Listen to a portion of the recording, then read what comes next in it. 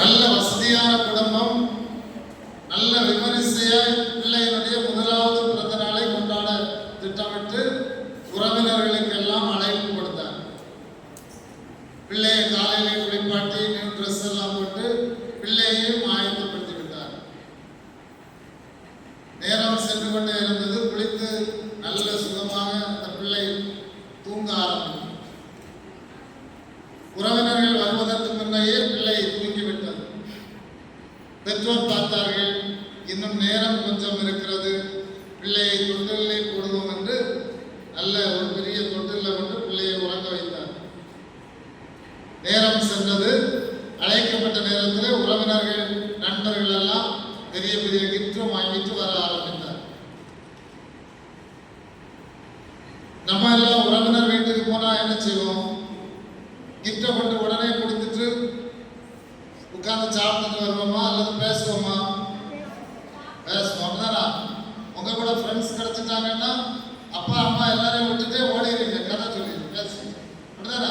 நேற்று இப்படி இருந்து முந்தா நாள் இப்படி இருந்து எல்லாம் பேசிட்டு இங்கே உறவினர்கள் எல்லாம் நீண்ட நாட்களுக்கு பின் சந்திக்கின்ற பொழுது கட்டி அணைத்து ஒருவருக்கு ஒருவர் சந்தோஷத்தை பகிர்ந்து கொண்டு தங்கள் குடும்ப கதைகளை சொல்ல ஆரம்பித்தார். இவர்கள் கதை சொல்லுகின்ற பொழுது முதலாவது ஒருவர் நினைத்தார், நான் கையிலே இருக்கிற இந்த கிஃப்ட் பாக்ஸை கையிலே வைத்துக் கொண்டு பேச வேண்டுமா? தொட்டில் இருக்கிறதை அருகாமையில் என்று தொட்டில் பிள்ளை தூங்குவதை பார்க்கவில்லை, தொட்டில் தானே என்று சொல்லி முதல் பாக்ஸை வைத்து விட்டார். அடுத்து வந்தவர்கள் எல்லாம் பார்த்தார்கள், தொட்டில் கிஃப்ட் பாக்ஸ் எல்லாம் வைக்கிறாங்க என்று எல்லாரும் அதுக்கு மேலே வைக்க ஆரம்பித்து விட்டார். கடைசியில பர்த்டே கொண்டாட்டத்திற்காக பிள்ளையை தூக்குவோம் என்று வந்தால் பிள்ளையுடைய நிலை பரிதாபம். மூச்சு முட்டி பிள்ளை ஆரம்பிச்சு. இன்று எத்தனாவது ஆண்டுக்கு பிறகு நம்ம கிறிஸ்துமஸ் கொண்டாடுகிறோம்? இயேசுநாதருடைய பிறந்த நாள் எத்தனை ஆண்டுகள் ஆயிடுச்சு? என்ன சொல்ல கணக்கு தெரியாதா? கணக்கு டீச்சர் சொல்ல தெரியுமா? 2024 சுமார் ஏறக்குறைய 2024வது பிறந்த நாள். ஏன்னா இயேசு பிறந்த ஆண்டை பற்றி சில கேள்விகள் எல்லாம் உண்டு. கிமுல பிறந்தாரா, கிபி 6ல பிறந்தாரா எல்லாம் விசாரிச்சு அதுக்கெல்லாம் வளர்ந்த பிறகு ஹிஸ்டரி நல்லா படிங்க. ஏறக்குறைய 2020 ஆண்டுகளுக்கு முன்னதாக இயேசுநாதர் பிறந்தார். அவருடைய பிறந்த நாளை நமக்கு ஒரு பாலகன் பிறந்தார். அவருடைய பிறந்த நாளை கொண்டாடுகின்ற பொழுது நாம் எத்தனை பேர் இயேசுநாதரை குறித்து சிந்திக்கிறோம்? பிள்ளைகள் எல்லாம் நேட்டிவிட்டி சீனுக்கு கரெக்டா ரெடியா வந்திருக்காங்க. ஏஞ்சல் இருக்காங்க, மேகி வந்திருக்காங்க, இனி ஏறது எல்லாம் ரெடியா எல்லாருமே இருக்காங்க. இயேசுநாதரை குறித்து நம்முடைய சிந்தை என்ன? பிறந்த நாளை கொண்டாடுகின்ற நாம் ஆண்டவரை மறந்து விட்டோம். அந்த பிறந்த நாள்ல எப்படி குழந்தை உறங்கினோட குழந்தைய விட்டுட்டாங்களோ, அதுக்கப்புறம் வந்தவங்க எல்லாம் தங்கள் மகிழ்ச்சியை பகிர்ந்து கொண்டார்களோ, நாம் இதர மகிழ்ச்சிகளை எல்லாம் கொண்டாடுகிறோம். உங்களுக்கு ஆசை கேட்கணும். அப்ப இயேசு பாலன் இன்று எனக்கு எப்படி பிறந்தவராக இருக்கிறார்? இந்த கதையிலிருந்து நாம் புரிந்து கொள்ள வேண்டிய உண்மை, இன்று கிறிஸ்துமஸை கொண்டாடுகின்ற பொழுது இயேசுநாதரை குழந்தையாக நான் பார்க்கிறேனா? எப்படி பார்க்க முடியுமா இயேசுநாதரை குழந்தையாக? அவர் எங்க இடம் கொடுத்தா குழந்தையா பார்க்கலாம்? சொல்லுங்க. உங்க வீட்டுல இல்லைன்னா மாட்டுக்கொட்டில்ல, இல்ல நீங்க ஒரு குடில், நான் இதை அனக்ரானிசம் என்று சொல்லுவேன். குடல்ல புல்லு வைக்கோல் எல்லாம் தான் இருக்கணும். சாரி சாரி நெட்டு, சரியா? மாடர்ன் குடில். சரி, எங்க இயேசுநாதருக்கு இடம் கொடுப்பீங்க? மனசுல, உள்ளத்திலே ஆண்டவர் பிறக்க இடம் கொடுக்க வேண்டும். சரியா? சரியா நாம் இயேசுநாதருடைய பர்த்டே கொண்டாடுகிறோம் என்றால் நம்முடைய உள்ளத்திலே அவர் பிறக்க இடம் கொடுக்க வேண்டும். அப்படின்னா ஒரு குழந்தையா அவர் உள்ளத்துக்குள்ள வர வேண்டியதில்லை. குழந்தையாய் வந்த ஆண்டவருக்கு நாம் முதலிடம் கொடுக்கின்ற பொழுது அந்த வசனத்துல நீங்க பார்த்தீங்கன்னா அவருடைய நாமத்தை குறித்து சொல்லப்படுது. கர்த்தத்துவம் அவர் தோளின் மேல் இருக்கும். கர்த்தத்துவம்னா என்ன சொல்லுங்க?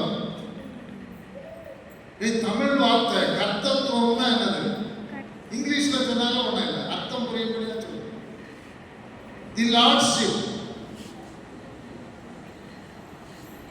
சத்திரியர் யாராவது கேள்விப்பட்டிருக்கீங்களா? சத்திரியர் அரச வம்சத்தினர்.